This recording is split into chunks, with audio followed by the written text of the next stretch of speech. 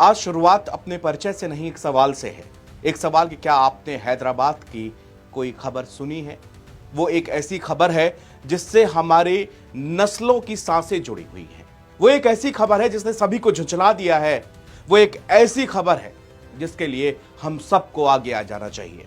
वो एक ऐसी खबर है जिसने लोगों को सोचने के लिए मजबूर कर दिया है। वो एक ऐसी खबर है जिसने रूह कपा दी है।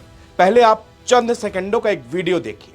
इस वीडियो को देखने के बाद मुझे लगता है कि साहब आपका भी आंखें नम हो जाएंगी, आपका भी दिल भर आएगा। पहले एक वीडियो देखिए।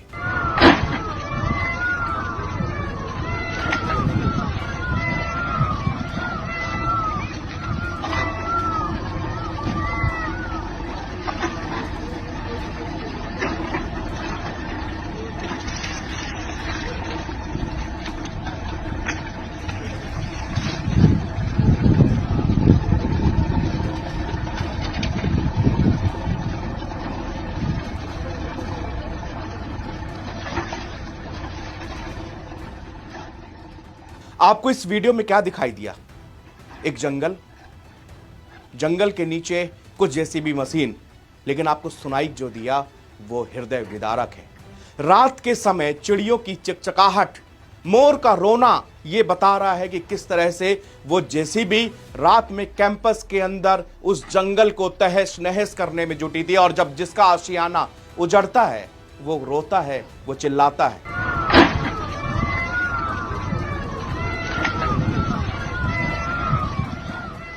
वो आशियाना उजाड़ रहे थे वो लोग और सरकार उजड़वा रही थी। हैदराबाद का ये मामला है। हैदराबाद की सेंट्रल यूनिवर्सिटी यानी कि एससीयू में 30 मार्च से छात्र आंदोलन कर रहे हैं। सरकार से बार बार निवेदन कर रहे हैं कि मत उजाड़िए, इस जंगल को बना रहने दीजिए। लेकिन सरकार आईटी पार्क बनाने के नाम पर 400 एकड़ जंगल को निस्तनबूत कर देना चाहती है। वहां पर इंफ्रास्ट्रक्चर के नाम पर बड़ी शानदार इमारतें होंगी और उन शानदार इमारतों के अंदर बड़े बड़े एसी लगे होंगे और उन एसी में लगने के बावजूद जब उसकी खूबसूरती पूरी नहीं होगी तब उसमें गमले रखे जाएंगे छोटे छोटे, जैसे हमारे आपके घरों के अंदर होता है। घर के बाहर के पेड़ उजाड़ कर घर के अंदर पेड़ लगा रहे हैं।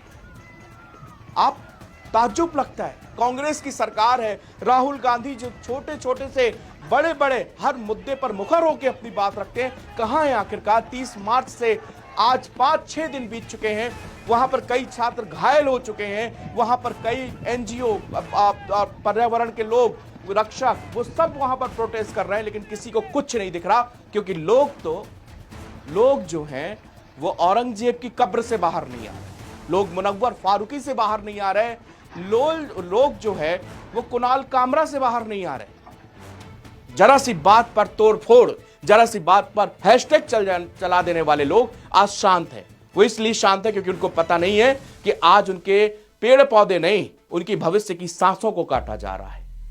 हैदराबाद के मुख्यमंत्री, वहां का प्रशासन, जबकि सुप्रीम कोर्ट ने भी कहा कि तुरंत तत्काल प्रभाव से इस पर रोक लगना चाहिए, लेकिन जब सुबह के समय पे बुलडोजर नहीं चल पाया तो शाम के 8-10 जेसीबी मशीन जाके खड़ी हुई और सरसराते हुए पूरा का पूरा जंगल को मिटाने लगी। हजारों पेड़ काट दिए गए झटके में। वहां पर रहने वाले लोगों ने बताया कि वहां पर खरगोश भी है, वहां पर सांप भी है, वहां पर बिच्छू भी है, हर तरह के जानवर हैं। हमने उनके लिए वैसे भी कुछ नहीं छोड़ा है।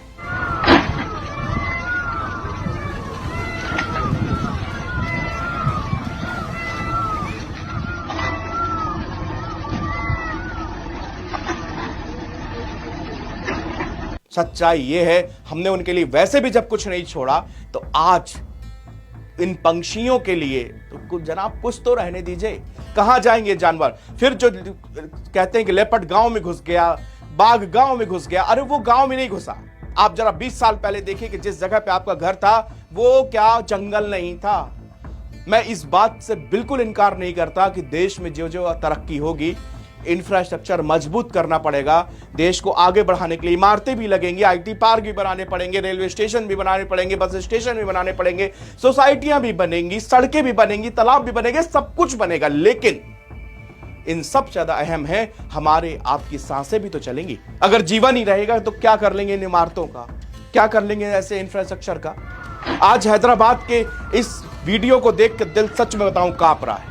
इस वीडियो को जब मैं शुरुआत में देखा तो मेरे आंसू निकलने लगे, लेकिन मैं उन यहां पर कैमरे के सामने आपको जब ये सब बातें बतानी पड़ रही है, बोलनी पड़ रही है, अगर उस समय में मैं भावुक हो जाऊंगा तो सोशल मीडिया में इस क्लिप को निकाल के वायरल कर दिया जाएगा कि देखो वायरल होने के लिए क्या क्या ड्रामे करने पड़ते हैं, इस तरह से। लेकिन उस गंभीरता को समझनी पड़ेगी, इस गंभीर बात को समझना पड़ेगा कि हजारों की तादाद में 400 एकड़ जंगल को कैसे मिटाया जा सकता है, कैसे इसको नेस्तनाबूद करने के लिए किसी सरकार, कितनी असंवेदनशील सरकार होगी वो। कांग्रेस की सरकार है। मैं कहना चाहता हूं राहुल गांधी जी से, वो हर मुद्दे पर मुखर होकर आगे आते हैं, युवा हैं, देश के बारे में सोचते हैं, देश के भविष्य के बारे में सोचते हैं। वो जब वर्ल्ड के किसी भी फोरम में जाते हैं तो वहां पर जाके अपनी बात रखते हैं। लेकिन आज वो क्यों चुप है? क्योंकि उनकी सरकार है। तो क्या इस जंगल से, इस ऑक्सीजन से, इन पेड़ पौधे से जरूरी सरकारें हो गई हैं? मुझे तो यही लगता है, क्योंकि 400 एकड़ पार्क पर रेवंत रेड्डी जो कि मुख्यमंत्री हैं, उन्होंने आईटी पार्क बनाने वाली कंपनी को पूरी जमीन देनी है। अब उसको खाली करना है, उस पर भव्य इमारत तैयार होगी, आईटी पार्क बनेगा। अरे क्या जरूरत है? जिस जंगल से हमको ऑक्सीजन मिल रही है, हजारों लाखों करोड़ों जीवों का आश्रित मिल रहा है, अगर कल के दिन आपने वहां पे पार्क बना दिया तो वहां के जीव जंतु कहां जाएंगे? वो कहां खाना खाएंगे, कहां पानी पिएंगे? जरा सोचिए, हमने जंगल छीन लिए उनसे, हमने उनका घर छीन लिया, हमने उनको तबाह कर दिया। अब वो जब आदमियों के बस्तियों में घुसते हैं तो वो देखते हैं 20 साल पहले, 25 साल पहले तो ये उनका घर था, आज वहां पर इमारतें बनी है। वो अपने आप का घर छोटा करते गए। यहां पर पड़ोस में कोई जो है सड़क जरा सी आगे पीछे हो जाए, लोगों को झगड़ा शुरू हो जाता है। पड़ोसी अगर घर बना रहा हो तो उसका सीमेंट गिर जाए, झगड़ा शुरू हो जाता है। अरे हमने तो हजारों एकड़ जमीनें वैसे भी जानवरों से और जीवों से अपनी ले ली है, वापस कर ली है। एक विकास के नाम पर, एक बड़ा मजबूत इंफ्रास्ट्रक्चर के नाम पर सब कुछ ले गए हैं हम, कुछ छोड़ा नहीं है। जीवों के लिए अगर रहने के लिए कुछ जंगल है तो उसको रहने दीजिए, इस जल जंगल जमीन को कुछ तो बरकरार रहने दीजिए, ताकि हमारे देश की आबो हवा भी तो जरूरी है। पॉल्यूशन आने वाला, हर साल पॉल्यूशन होता है, दिल्ली एनसीआर में पॉल्यूशन, बड़ी बड़ी ब्रेकिंग न्यूज सुनते हैं। फिर क्या होगा? पेड़ लगाते, फवारा करेंगे, कृत्रिम बारिश कराई जाए, ये कराया जाए, इस साइंटिस्ट से बात, उस साइंटिस्ट से बात। अरे जब आपके पास समस्या का सबसे बड़ा समाधान है पेड़ लगाना है, लेकिन आप तो लगे लगाए को उजाड़ रहे हैं जनाब। ये कहां की हट धर्मिता है? ये कहां का, ये आपने इतना बड़ा कि एक बार में पूरा जंगल साफ करा दिया। अरे आप बताते तो सही कि 400 एकड़ जंगल अगर हम यहां पे काट रहे हैं तो जो पेड़ पिछले 50 सालों से लग के आज वो पूरी दरख्त का रूप ले रहे हैं, कितने समय में आप वो 500 एकड़ जमीन में पौधे लगाएंगे और फिर 50 साल लगेगा उनको ग्रो करने में। लेकिन कोई नहीं समझ रहा, कोई नहीं सुन रहा, कोई हैशटैग नहीं है, कोई हलचल नहीं है, सब बेफिक्र है। बेफिक्र इसलिए है क्योंकि आज हम सब अच्छी तरह ऑक्सीजन ले पा रहे हैं। एक वक्त आएगा जब वो दिन दूर नहीं है, ऑक्सीजन सिलेंडर को पीठ में लटका के अभी भी शुद्ध हवा पाने के लिए घरों पे मशीनें लगने लगी हैं। जिस जगहों पर पेड़ होने चाहिए, जिस जगह पे पौधे होने चाहिए, वहां पर मशीनों ने ले ली है। लेकिन अब वक्त आ गया है, अलार्म है, जाग जाइए, उठिए, विरोध करिए, जिस तरीके से हो जाए, सोशल मीडिया के थ्रू। सरकार को आज सोशल मीडिया केवल रील्स बनाने के लिए, पैसे कमाने के लिए नहीं है। आप बड़ी से बड़ी बात उठा सकते हैं। आज हर आदमी पत्रकार है, हर आदमी यूट्यूबर है, हर आदमी फेमस है। अरे जनहित के काम है। इसमें हैदराबाद में देखना चाहिए कि किस तरह से एक रातों रात एक जंगल को उजाड़ा जा रहा है। 50 से ज्यादा छात्र जो आंदोलन कर रहे थे वो घायल है, लोगों को जेल में डाल दिया गया, इसलिए क्योंकि वो रोक रहे हैं कि वहां पर मत जो है जेसीबी दौड़ाइए, मत उन पेड़ों को काटिए। लेकिन कोई सुनने को तैयार नहीं है। बैरिकेटिंग लगा के चारों तरफ से कवर कर दिया गया है ताकि छात्र अंदर न हो। रातों रात वहां पर जेसीबी घुसा दी गई जब सब सो रहे थे, लेकिन लोगों को तब भी वहां पे आवाज हुई, छात्र आए, रात में आए, प्रोटेस्ट करने लगे, घुसने से रोकने लगे, तब उन लोगों के पर भी पुलिस कार्रवाई कर दी गई।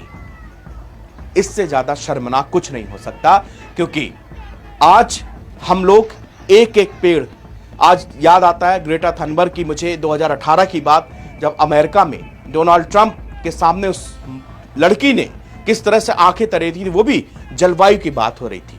आज हमारे प्रधानमंत्री नरेंद्र मोदी दुनिया भर में एनवायरनमेंट को लेकर, ग्लोबल वार्मिंग को लेकर, क्लाइमेट चेंज जैसे शब्द सुनने में कितने खूबसूरत लगते हैं, लेकिन आज हमारे ही देश में 400 एकड़ जंगल को पूरा मिटाया जा रहा है, तोड़ा जा रहा है, लेकिन कोई उफ नहीं कर रहा है। ये शर्मनाक है। इस पे जिसकी भी पावर, सरकार, केंद्र सरकार, राज्य सरकारी सरकारों का मैटर नहीं, ये लोगों की जिंदगियों का मैटर है। सभी को आना चाहिए, हमको आपको जिस तरह से जो योगदान दे सके दीजिए, लेकिन ये रुकना चाहिए। और हैदराबाद के अंदर जो आईटी पार्क बनाने के नाम पर 400 एकड़ जंगल को मिटाया जा रहा है, इसको तुरंत रोकना चाहिए और सरकार को फटकार लगानी चाहिए कि आप ऐसा कैसे कर सकते हैं। क्या आपके पास इसका कोई प्लान भी नहीं है? क्या यही अगर इसको ना काटे तो क्या कितना बड़ा नुकसान हो जाएगा? आप हमको ये भी बताइए, ये क्यों जरूरी है, आप हमको ये भी बताइए। तभी जाके हो सकता है कि ये एक जो त्रासदी है, मैं इसको त्रासदी का नाम दूंगा, वो रोकी जा सके। शुक्रिया।